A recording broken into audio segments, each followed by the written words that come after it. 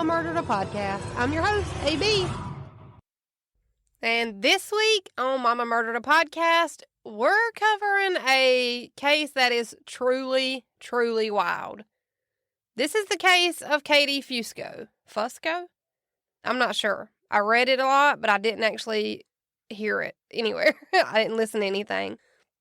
Regardless, Katie was put up for adoption by her birth parents and then reunited with them later on in life, only to find herself in a romantic relationship with her biological father, Steven Pladl.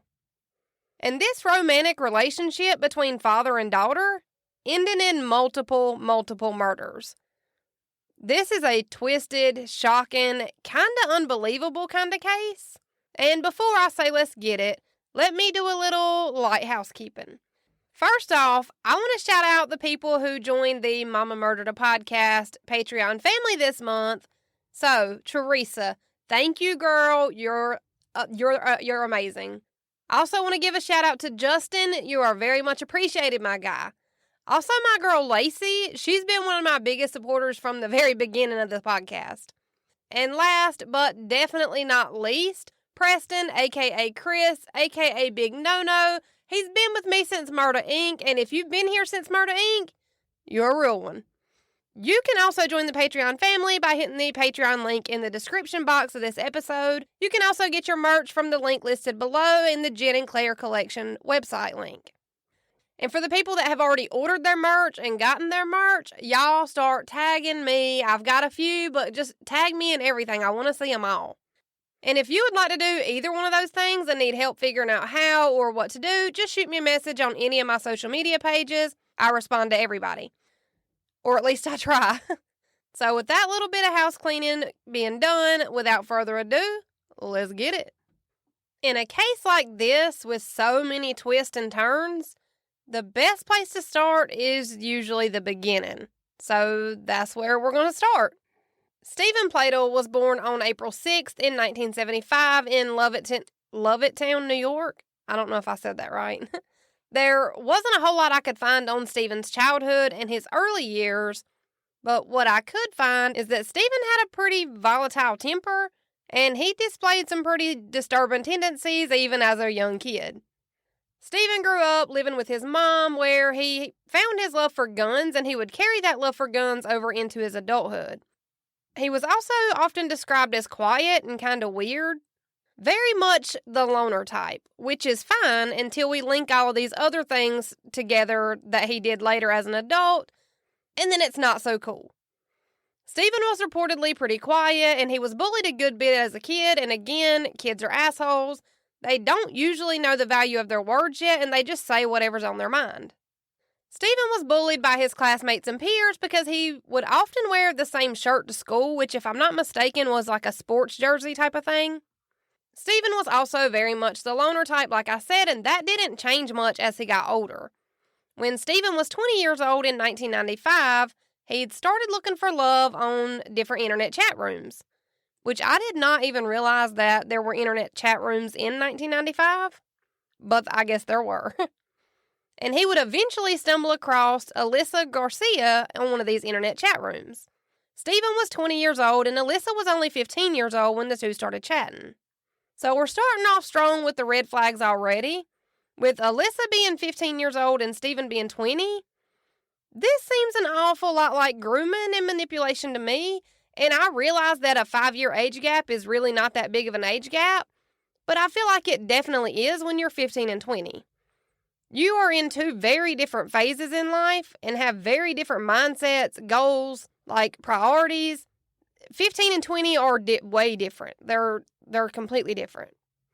Now, like a 40-year-old meeting a 45-year-old and they start dating, that's a completely different ballgame. By that age, you've already matured, you've lived life a little, you have your priorities in order, and your ways of thinking are pretty set in stone. And you're probably pretty close to on the same page at 40 and 45, just because you're older and more mature then. But 15-year-old me and 20-year-old me, we were two very, very, very different people. Which, maybe that's why this feels so icky to me. I don't know. But that's none of my business, though, and regardless of what I think or feel about it, this is where we are. Steven and Alyssa started chatting online and they eventually fell in love. The only problem with this is that the two hadn't actually met in person yet, but they wanted to. The two wanted to meet one another, and Alyssa wanted to run away and live happily ever after with Steven. So that's exactly what she did. Alyssa ran away from her home and her family in San Antonio, Texas, and she headed to New York to be with Steven. Once Alyssa moved in with the love of her life, Steven, that's when more of Steven's red flags started flying, a little higher and probably a little more brighter shade of red. It wasn't very long after Alyssa moved in with Steven that she found out she was pregnant. And at 17 years old in 1998, Alyssa gave birth to her and Steven's first daughter, who they named Denise. And during Denise's first 8 months of life, Steven made his brand new baby daughter's life a literal living hell. Steven's girlfriend and baby mama Alyssa claimed that Steven would use his hand to cover the baby's mouth when she would cry, and that he would cover her mouth until she couldn't breathe and she would be about to pass out from not having air. Steven would do other sinister type things to baby Denise too, though. Like, his girlfriend Alyssa claimed that Steven would pinch the baby on her legs, arms, and anywhere else really, until she would be covered in black and purple bruises. Which, I've never done this before, but I would kind of assume that if you were to pinch a baby hard enough to leave a bruise, that the baby would probably cry uncontrollably, which kind of defeats the whole purpose of him trying to get the baby to stop crying. Because, babies can't speak. They can't tell you what's wrong, and they can't tell you what hurts, and they can't tell you if they're hungry or sleepy, or if they need a nap, or if they just need a diaper change, or whatever else the case may be. They can't speak or show emotions outside of coos and caws when they're happy, and crying when they're sad or something's wrong. And that is especially true in the first year or so of life. So, pinching a baby seems like the dumbest and cruelest way to get a baby to stop crying. And all of the claims that were made by Steven's girlfriend and future wife Alyssa, I believe these claims. You can decide for yourself when you're done listening to this episode, but as far as me, I don't think she's lying. Alyssa says that Steven never really connected with baby Denise on an emotional parental level, that he never held Denise, he never did skin-to-skin contact or kangaroo time, he never rocked her or fed her or soothed her cries. Actually, instead of trying to soothe baby Denise when she would cry, it said that Steven would just stand over her and scream into her face. And I found this quote from Alyssa about Steven and how he would treat their firstborn daughter, and she said, quote, "He would do things like cover her mouth when she would cry. He pinched her all over her body and turned her black and blue a couple of times. Eventually, he said he couldn't stand the screaming and crying anymore, so he started placing her into a cooler or an ice chest. Sometimes he would put a blanket in there to keep a crack open. Sometimes he would shut it and wouldn't let me go back and open it. He would make me wait a few minutes until I could go back and I'd open the cooler, and she would just be gasping for air, drenched in sweat, bruises on her. I would just scoop her up and shut the bedroom door so he couldn't bother me, and I would rock her back and forth and tell her how sorry I was for the life she was having." So, Steven was obviously doing other things to the baby aside from screaming at her and pinching her. He would also lay her inside of a cooler and close the lid to cover and seal the cooler, and then purposely make his girlfriend Alyssa wait to go open the lid to get their tiny infant daughter out of this closed, sealed cooler. And I'm not going to comment on this too much except to say that I would legit murder him while he slept. Like, dude's got to go to sleep at some point, and I'm going to just leave it at that. Eventually, when baby Denise was about 8 months old, Alyssa put her up for adoption. And I saw in a few places that Alyssa had actually lied to Steven about why she'd put the baby up for adoption. I read that Alyssa told Steven that she was dealing with depression and that she didn't feel like she could take care of the baby, and I'm sure she did this to kind of de-escalate the situation, to try to make the adoption seem like something that Alyssa needed to do, instead of her trying to get her baby away from this man. But I'm also pretty sure that Steven didn't give a rat's ass either way, so I don't think it would have really mattered. 17-year-old Alyssa said that aside from the fact that she and Steven were completely broke, that she also felt like adoption was the only way to keep her daughter safe from Steven's physical and psychological abuse. So, 8-month-old baby Denise was adopted by Anthony Fusco, who was an officer with the New York State Department of Corrections, and his wife Kelly Fusco, who was a secretary in Dover, New York. When the Fuscos adopted 8-month-old Denise Pladl, they legally changed her name to Katie Fusco. So from this point on in the episode, when I'm referring to the baby that was born as Denise, I'll be calling her Katie. And I'm doing this because her adoptive parents decided to change her name after the adoption process was over, making it their child, making it the name they choose. So Katie is Denise, same baby, same child. So Katie would live in Dover, New York with the Fusco family who had adopted her. And Katie lived a pretty normal life in a healthy home environment with her adoptive parents. Now, her adoptive parents, Anthony and Kelly, also had a biological daughter who they also raised alongside Katie, who they'd adopted. And you'll see why I keep referring to them as her adoptive parents, because this is going to get confusing if I don't once we get more into it. And Katie didn't just get adopted into this healthy family in a safe home with her new adoptive family. It was like everybody around the Fusco family loved and adored Katie. Katie's uncle, who was her adoptive mom, Kelly's brother, said, quote, "They had a very, very normal life. My nickname for Katie was Pac-Man. She was always eating, she loved animals, and she was a vegetarian." Now, Katie was a foodie before being a foodie was even a thing. But because of her love of animals, she had also decided to be a vegetarian. And Katie loved all animals, but she had a special kind of love for cats. And she would bring home strays and just, nurture them back to health and keep them forever. Which is so ironic, as you'll soon see once we get further into this case. Katie was also a pretty good drummer, too, which I always think is super cool. After placing their daughter up for adoption, Alyssa stayed with Steven, and the two eventually went on to marry in 2006. They'd also moved from New York to Virginia. And the couple would also later go on to have 2 more daughters together, which I will never understand why you would have more children with this man, but this is not my story, I'm just retelling it. Now, I do commend Alyssa for making the decision to put her first daughter up for adoption. I'm sure she was terrified, and she'd run away from her family at 15, and she'd just been living with Steven states away from her family, who she wasn't really in contact with since she'd run away to live with Steven. So it was really just Alyssa and Steven, and that was all she had. And I get that she went through with the adoption to keep her child safe, but why stay after that? Why marry him after that? And why in the actual hell go on and have more kids with this man after that? That's the part I can't wrap my mind around. Why are we bringing more innocent babies into this house with this man who very obviously is abusive and not mentally well enough to be around screaming, crying infant babies? But I digress. But now, according to Alyssa, Steven didn't treat their other 2 daughters like he'd treated Katie during her first 8 months with them, before they'd put her up for adoption.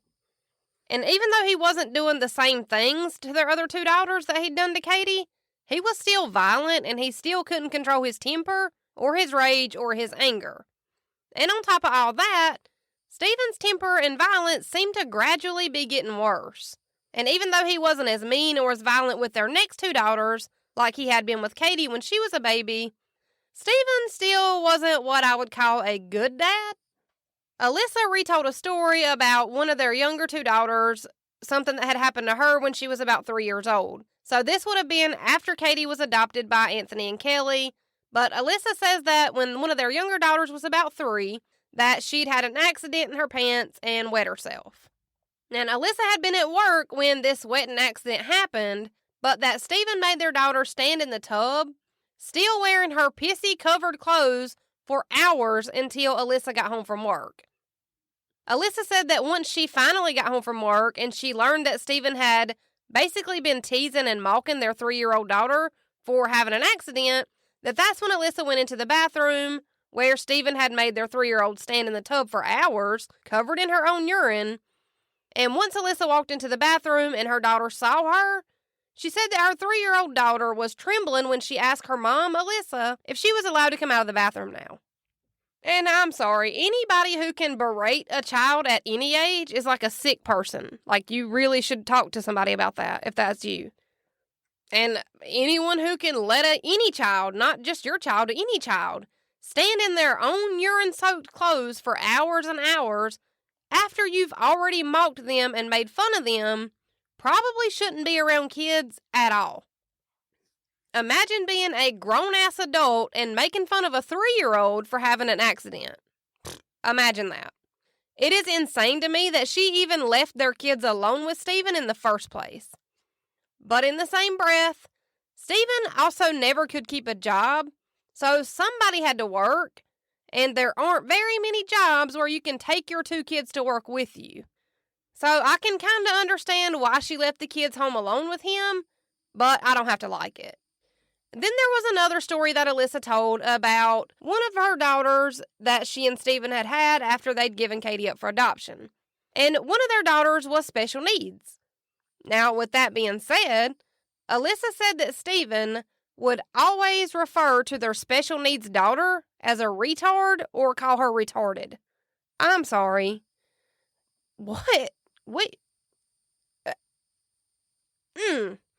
And he would say things like this about his own daughter to her face and to other people when he would be talking about her. Like I've already said once during this episode, that man has to go to sleep at some point, and this would be something that would absolutely not fly. There is not a chance in hell that I'm going to let my kids' father get away with calling my daughter these names. I mean, I wouldn't let a complete stranger get away with calling my daughter names like that. Much less a parent who's supposed to protect them from shit like that. It just, oh my God. I'm already so mad. But Alyssa stayed through it all. Steven is a literal dirtbag of the highest order. And Alyssa stayed. Now, she was also a victim. I'll give her that. She was 15 when they met. He was way too old for her. She was a victim. She was groomed and manipulated. But she's also a mom now. It is your job to protect your kids from anyone. Even if it's their own dad that they need protecting from. That is your job. I'm going to take a break. Okay. Maybe I need to work on my temper because I was getting pretty pissed in here by myself. Ryder's looking at me like I'm crazy, and I'm okay with that. So let's keep going. Now, things were not going to get any better anytime soon in this house. Alyssa told another story of a time that Steven literally beat a cat to death with his bare hands. Now, mind you, their daughter, Katie, who had been adopted at 8 months old, had such a love for cats and animals that she became a vegetarian. The irony only gets worse from here. I'm going to say that and leave it because I don't want to spoil this episode. So, about this cat incident, I would skip ahead 30 seconds if you don't want to hear that. It will literally take 30 seconds. Alyssa said, quote, "He literally beat it to death with his own hands and maybe some tools, wrapped it up in a trash bag and put it into the garbage, just because he didn't like cats." Okay, I don't like cats. I actually have a super weird, irrational fear of cats. But I also don't kill them for funsies. Like, I actually just saved a baby kitten like a month ago because it was in the highway and bloody and scraped up. And this is just a thing to show you like a glimpse into how Steven's mind worked. And that's still not even all of Steven's worst attributes and qualities either. I could probably go on and on and on about how awful Steven is, but I'm going to try to keep it short because we have a lot more to get to. When asked about what it was like living with Steven, Alyssa basically said that whatever mood Steven was in would kind of set the mood for the entire house. That everyone just kind of walked around on eggshells because Steven would go into a fit of rage over absolutely anything at any given time. Alyssa said that Steven's mood was more likely than not a bad one. So it was rare for him to be in a good mood, and if he was in a bad mood, so was everybody else. He was going to make sure of it. Steven would break furniture and scream and just like wig out for hours and hours on end in front of his wife and kids. Steven also couldn't keep a job, which in turn meant that Alyssa, who was roughly in her early 20s at this time, if my math is right, she would have to get multiple jobs at the same time in order to keep their bills paid and to keep their family afloat.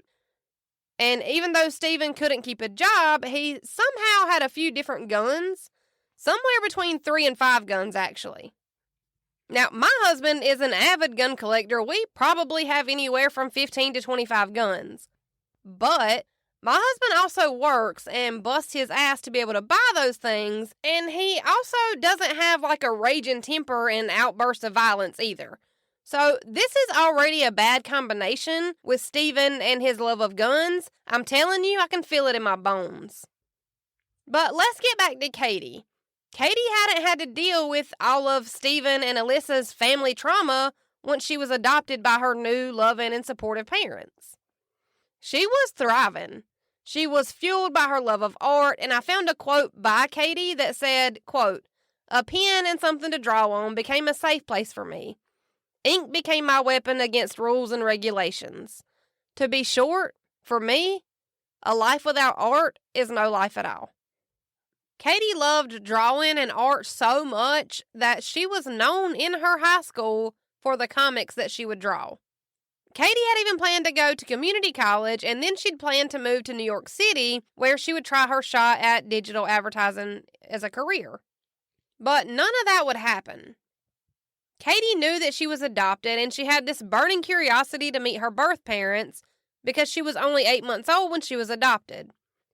So she really had no memory of her birth parents, but she did know that she was adopted, and I'm not really sure on when Katie learned that she was adopted, but she did know at this time when she was about 17 or 18 years old. And this really isn't something totally out of the realm of normal. A lot of people who are adopted eventually want to meet and learn who their birth parents are. It's like a biological thing. Don't hold me to that. I'm no doctor or psychologist or whatever. I'm not diagnosing anyone. I'm just assuming over here. So it wasn't like Katie hated her life or like she didn't love the people that had raised her and chosen her to be their daughter. That wasn't the case at all.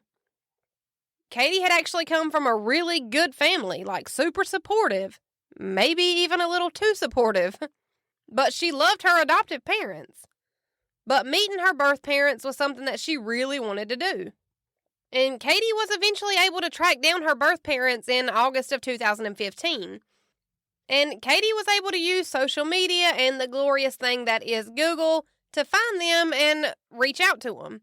And at first they just talked and tried to catch up on lost time for the most part. They chatted through messages and DMs or whatever. And then in June of 2016, when Katie turned 18 and after she'd already graduated from high school, she did finally meet her birth parents, Steven and Alyssa. Katie had met her birth parents in June of 2016, and by August of 2016, Katie had made the decision to move away from the only family that she'd ever known to move in with her birth parents, who she hadn't seen or been around since she was 8 months old. So Katie had decided to move in with Steven and Alyssa Pladl and their younger 2 daughters. You know, Katie had never met her younger 2 sisters who Steven and Alyssa had after they'd given her up for adoption. So Katie would be moving in with her birth parents and 2 of her younger sisters. These were all blood relatives. This was exciting. Katie was excited to meet these people that she shared genetic genes with. This was something she felt like she needed to do, no matter how much she loved her adopted family. So Katie had chosen to skip going to college for now and to move from New York, where all of her family was, to Virginia to live with her birth parents and her 2 younger sisters. So 18-year-old Katie was off to meet her birth family in a new town with absolutely no one else around that she knew in Virginia, which was a good distance away from her adoptive, loving, and supportive family. But Katie was dead set on this move, and nothing was going to change her mind. And as bad as Anthony and Kelly, who were Katie's adoptive parents, hated this idea, Katie was a legal adult and she could make her own decisions. She was 18 after all. And of course, Anthony and Kelly supported Katie in this move no matter how much they hated the idea, And this is something that kind of becomes a theme in this case. Her adoptive parents were supportive, maybe to a fault. But we'll get there. So Katie did move in with her birth parents and her younger sisters, and according to Alyssa, she and Steven were already having marital problems before Katie showed up and moved in.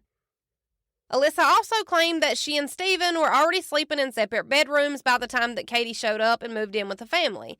So their marriage was already on the rocks, and they were already kind of going through it before Katie decided to move in. But they were still legally married, and they were still living in the same house, and Alyssa was over the moon excited to be able to rekindle her relationship with her firstborn daughter that she'd put up for adoption all those years before.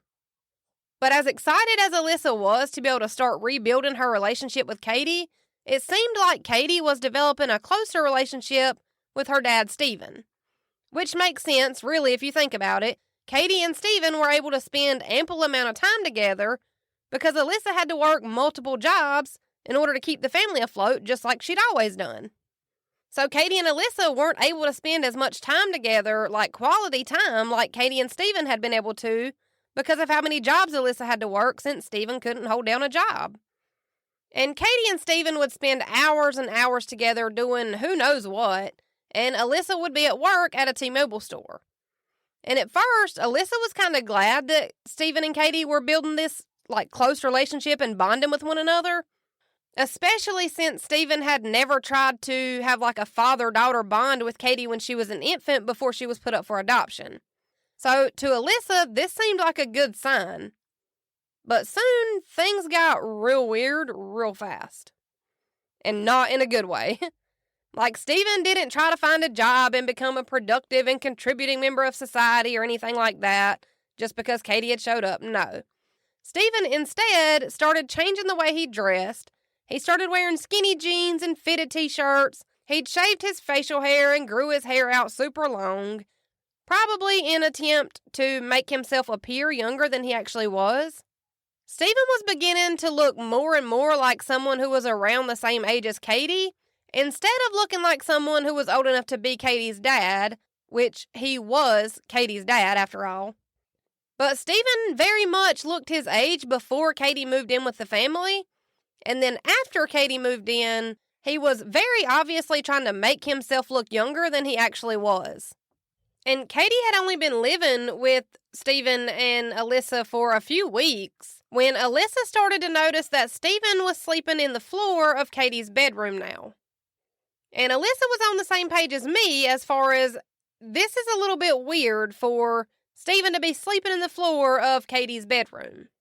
So this is when Alyssa decided to discreetly tell Katie that Steven had abused her as a baby and that it was actually because of Steven and his abuse, that had been the reason that they had to give Katie up for adoption in the first place.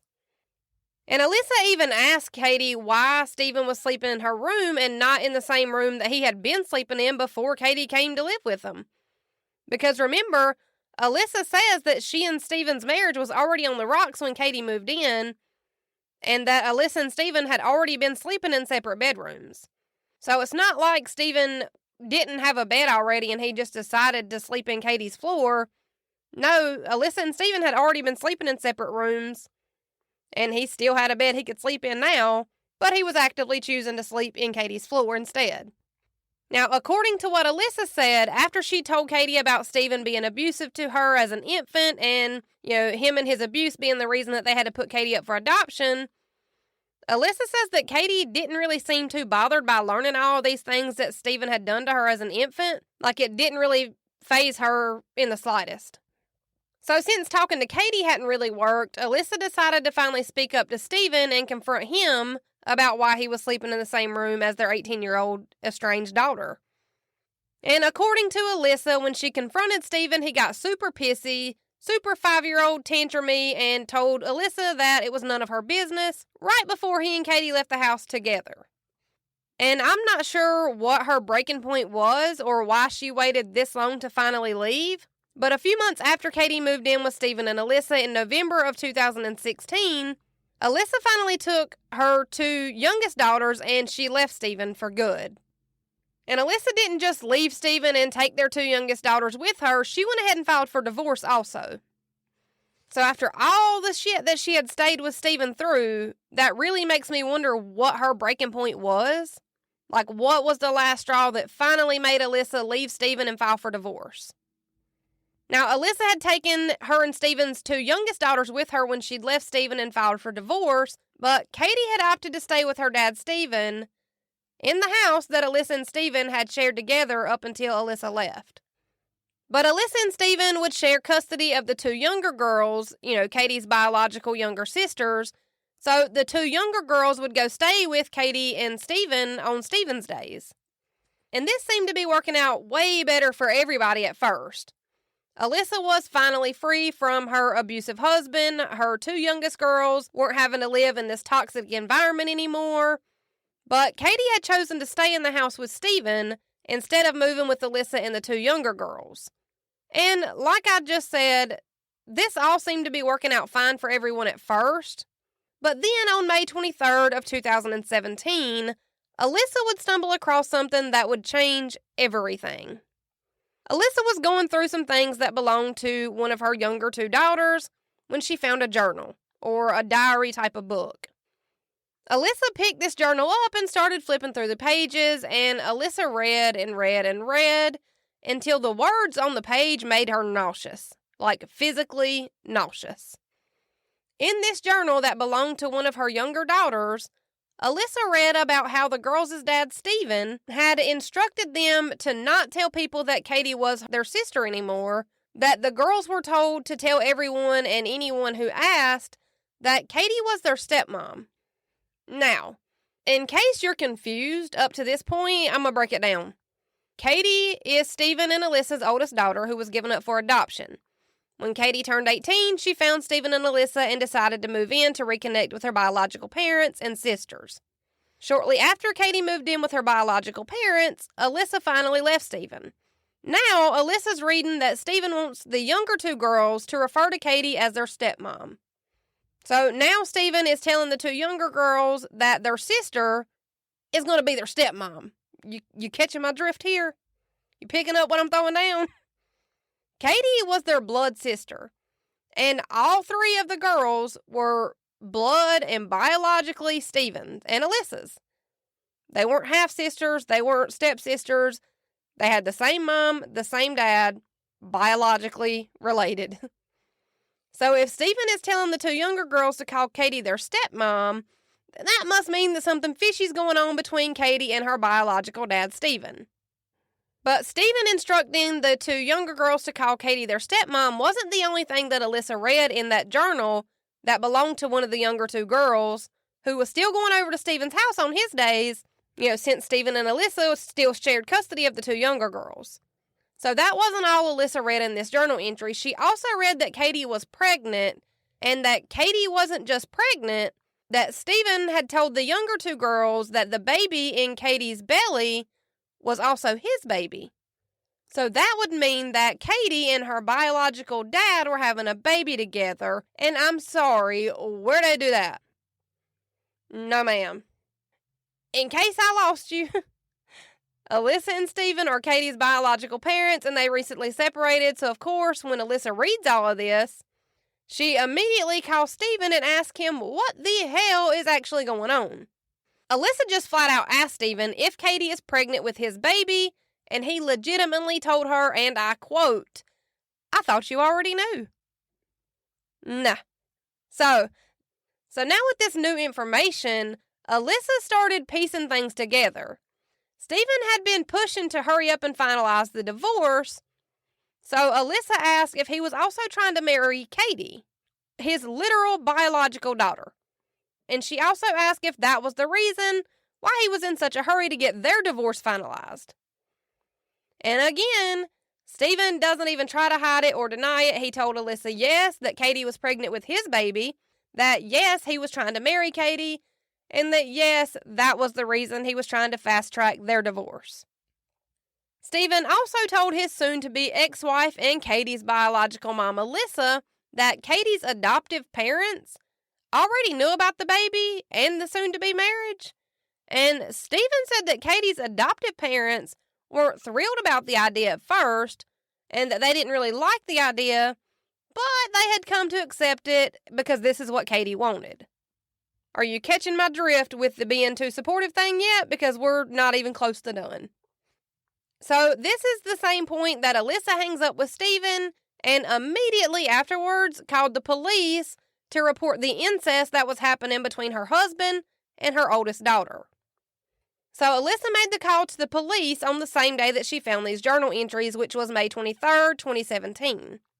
And by May 31st of 2017, the police had already opened and started their investigation into Steven and Katie's incestual relationship. That was hard to say. So during this investigation into Katie and Steven, the police had to interview Steven and Alyssa's younger two daughters. And it was during these interviews that the two youngest girls told the police that their dad and their sister were sleeping in the same bed in the house. So now that Alyssa had moved out of the house and no one was around to know about it, Steven and Katie had started sleeping in the same bed, just like every other dating, engaged, or married couple does. But they're literally father and daughter.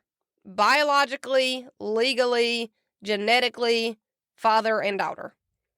So the two youngest girls had also told police that their dad, Steven, had told them that the baby in Katie's tummy was his baby too, and that they were about to have a new brother or sister. So when he broke the news to the younger two girls about Katie being pregnant and the baby being his, that's when Steven also told the girls that they were going to have to stop looking at Katie like their older sister and start thinking of her more like their stepmom. I told y'all this case was insane. And we're not even at the craziest parts yet. So when Steven told the younger two girls that Katie was going to be their stepmom, he also told them that that would have to be a secret. And that if they told any of their friends at school, then their friends might start making fun of them. So this was Steven's way of getting the girls to keep his dirty little secrets, because Steven knew that it was illegal to marry and sleep with your own daughter, but the two younger girls didn't know that. So he just made it seem like he was trying to protect them from bullies, if other kids found out. Even though, in all reality, Steven had always been their biggest bully before this, so what did he care?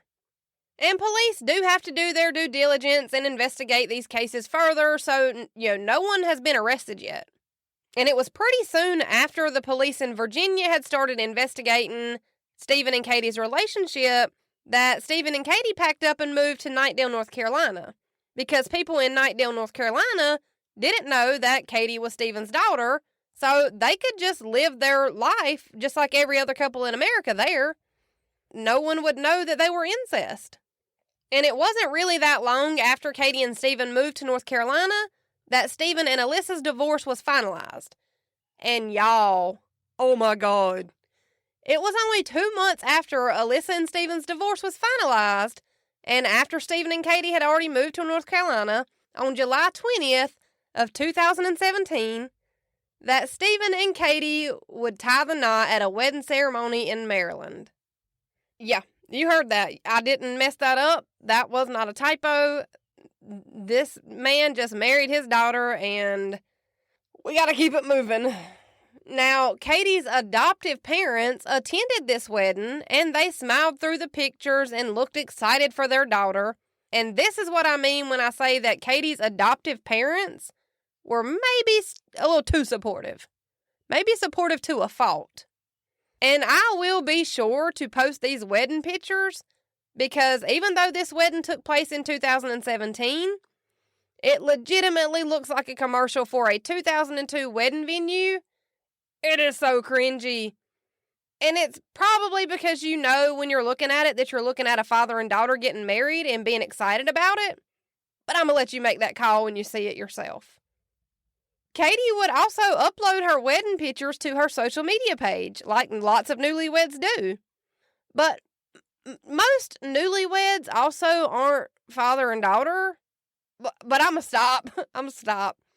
And the caption on Katie's social media page read, quote, "Nothing fancy, just love." Yeah. Okay. So Katie and Steven were able to go through with this marriage because they lied on their marriage application, obviously, when the question asked if you're related, they said no. Which in reality, you can't really get much more related than what these two were. So I pulled up the actual question on the marriage license, and it says, and I quote, "It is not legal to marry an ancestor, descendant, sibling, aunt, uncle, niece, or nephew, even if the relationship is by half-blood." Okay, so it doesn't even say on this list father and daughter relationships, because that seems like it would kind of be a given. And apparently they should have included it to say parents can't marry their children too, which I still don't think that would have stopped them. They would have just lied through it just like they did to get their wedding done. And in these wedding pictures, you can see like a beautiful Katie. She's in a short black dress with the sweetest like baby belly you've ever seen. And she's standing next to her new hubby, who is also her dad. And then her adoptive parents are on the side of this like happy couple, just smiling, looking so excited for their baby girl. And Steven's mom, Grace, even showed up to the wedding, and she's in the wedding pictures too. She's just as excited and looking so excited for her son and her granddaughter, now / daughter-in-law. This is getting confusing, I know. And then there's Steven, looking super daddish. It's super gross. They look a lot alike, like their faces are really similar. They look like a father and daughter, not like a married couple in love. So this wedding, it wasn't really like they were trying to hide what was going on. They were pretty open and honest about it. Everyone who attended the wedding knew that Steven and Katie were biologically father and daughter, and that this wedding was for them to marry each other. And I think that they honestly thought that if they moved from Virginia to North Carolina, that the police would just kind of let this incest investigation go. And from everything I've read, it just kind of says that Katie's adoptive parents didn't like it and they weren't thrilled about the marriage, but that they felt like there wasn't really anything they could do to stop it from happening. So instead, they just supported their daughter like they always do. And at the time of this wedding, Katie was 20 years old and she was hella pregnant. So it wasn't long after the wedding that Katie would give birth to she and Steven's son, who they named Bennett Pladl on September 1st, 2017. So literally like a month and a half after Katie and Steven had gotten married, they'd also given birth to their first son. So all of this happened so fast. And finally, on January 27th of 2018, Katie and Steven were both arrested and charged with adultery, incest, and contributing to delinquency. While Steven and Katie were in jail, their son Bennett was taken out of their custody and given to Steven's mom, Grace.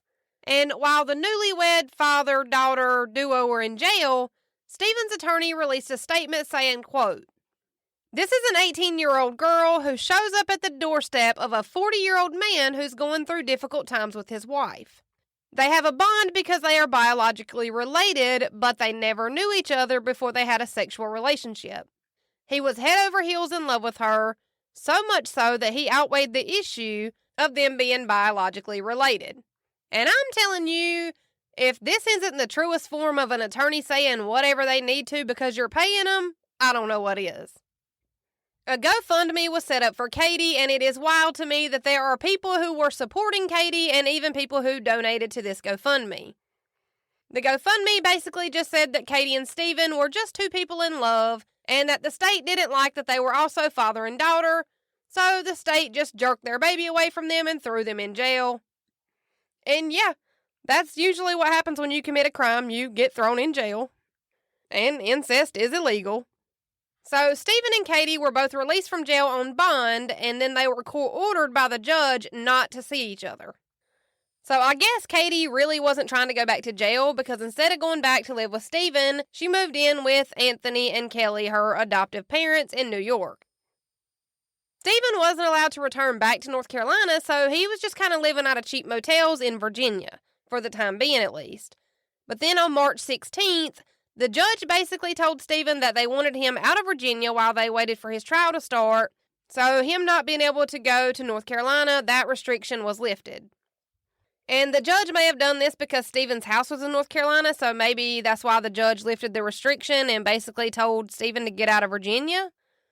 Either way, Steven was able to go back to his house in North Carolina after this, and since Steven's mom, Grace, lived pretty close by to where Steven also lived in North Carolina, and since the judge hadn't put any restrictions on Steven not being able to see his son Bennett or not, on April 11th, 2018, Steven went to pick Bennett up from his mom's house.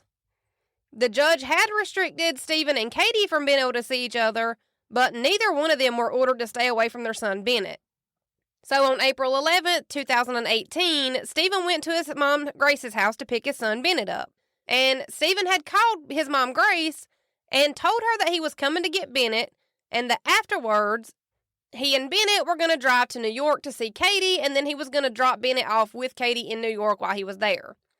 Now, if Steven would have actually picked Bennett up and driven him to New York to see Katie, and then left Bennett in New York with Katie, it would have still been illegal, but it would have been much better than what Steven actually ended up doing.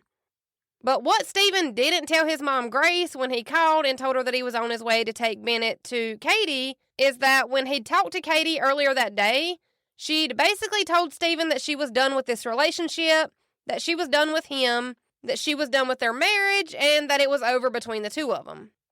And as we already know, Steven has a temper and severe anger issues, and when Katie called and told him that it was over between them, Steven then drove to his mom's house to pick up baby Bennett, and he drove baby Bennett back to his house in Knightsdale, North Carolina. Once Steven had his infant son, Bennett, back at his house and alone, Steven then murdered his son and grandson that he'd had with his oldest daughter, Katie. Steven murdered 7-month-old Bennett. According to NewsObserver.com, Bennett suffered asphyxia after his torso was squeezed, which was released in a report by the chief medical examiner.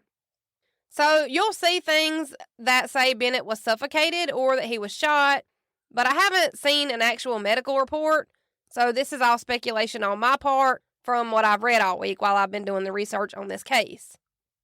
Now, after Steven had murdered his 7-month-old son in cold blood, he hopped into a rented minivan and drove over 600 miles from North Carolina to New York, where Katie was staying with her adoptive parents.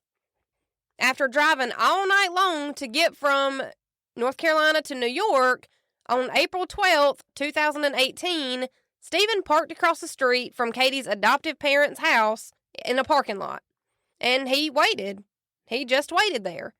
Steven sat in his minivan on that Thursday, and he waited until he saw Katie and her adoptive dad, Anthony, leave the house. Now, Katie's adopted dad, Anthony, was taking Katie to Connecticut to clean her grandma's house, which was something that she did every Tuesday and Thursday, and Katie's grandma kind of paid her for cleaning the house twice a week. Once Katie and Anthony had pulled out, Steven followed behind Anthony's truck for a pretty good ways, and Steven eventually pulled up beside of Anthony's truck at a stop sign in Connecticut, where he fired round after round after round after round from a gun that was the same body style as an AR-15 into Anthony's truck. And once Steven was satisfied, he just casually drove off. Police would later find the bodies of Katie and Anthony inside of Anthony's truck. Katie was only 20 years old, and her adoptive dad, Anthony, was 56 years old. Both Katie and Anthony had been shot several times in their heads and chest. Both Katie and Anthony had been deceased on arrival, and just a few miles away, literally, I think it was like 5 or 6 miles away, Steven was also later found dead in the minivan that he'd rented due to a self-inflicted gunshot wound. Now, at 8:45 that morning, Steven had called his mom, Grace, and he'd told her what he'd just done. He told her about Bennett, he told her about Katie, he told her about Anthony. And by the time the police found Steven's van at 9:15 a.m., he was also already deceased. Steven Pladl had murdered his 7-month-old son, Bennett Pladl, his daughter and now wife, Katie Pladl, and his daughter's adopted father, Anthony Fusco, and then took the most cowardly way out of having to face any of the consequences for his own actions, and instead he turned the gun on himself. Now, I mentioned that Steven had called his mom, Grace, and told her what he'd just done. That 911 call is available online if you'd like to hear it. So now police are looking for 7-month-old Bennett, and according to first responders that would show up at Steven's house, after Grace's 911 call was made, Bennett's tiny body was found in the closet of the house, and he was already deceased when he was found. Now, Steven's mom, Grace, in this 911 call, she sounds upset, she sounds shocked, and she sounds devastated.